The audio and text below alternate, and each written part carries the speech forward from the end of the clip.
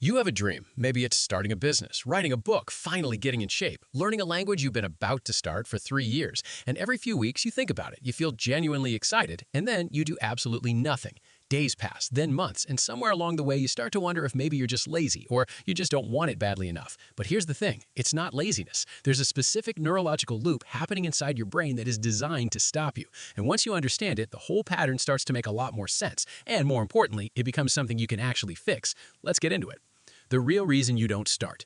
Most people think procrastination is a time management problem. You just need a better schedule, a tighter deadline, maybe a new productivity app, get a planner, block your calendar, set a timer. But that's not what the research says at all. Tim Pychyl, one of the world's leading procrastination researchers, spent over 2 decades on this question. And his conclusion? Procrastination is not a time problem. It's an emotion regulation problem. Here's what that means in practice. When you think about actually doing the big thing, not just dreaming about it, but actually doing it, your brain generates a negative emotion. Maybe it's anxiety. Maybe it's self-doubt. Maybe it's this vague, heavy feeling that the result won't be good enough and people will notice. And your brain doesn't like that feeling, so it escapes. You pick up your phone, you reorganize your desk, you suddenly feel the urgent and completely irrational need to deep clean your kitchen. And just like that, the dread lifts, and you feel relief. And that relief? That's a reward. And in psychology, behaviors that get rewarded get repeated. So your brain learns avoid the hard thing, feel better. And it starts doing this automatically every single time you face something that actually matters to you. This is what researchers call an avoidance loop, and the longer it runs, the deeper it gets wired in.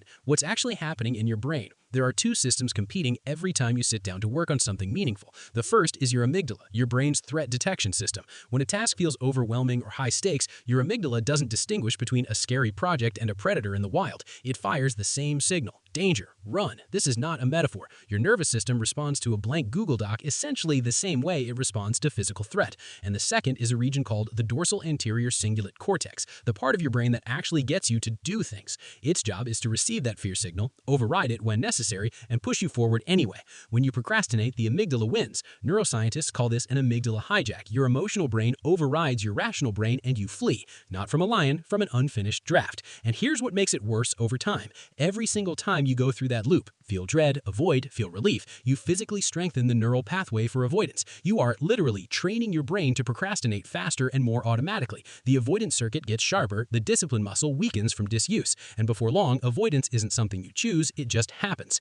Now, your brain is clever. It doesn't just let you sit on the couch staring at the ceiling because that would make you feel guilty, which is another negative emotion it's desperately trying to avoid. So instead, it disguises the avoidance as something that looks and feels like productivity. The first disguise is perfectionism. Research consistently shows that high perfectionists are bigger procrastinators, not smaller ones, because perfectionism tells you the result has to be flawless before you even begin, which means you never begin at all. Studies have found that more perfectionist professors actually publish fewer papers than their less perfectionist colleagues, even when you control for work ethic. Perfectionism doesn't raise your standards, it paralyzes you before the work starts.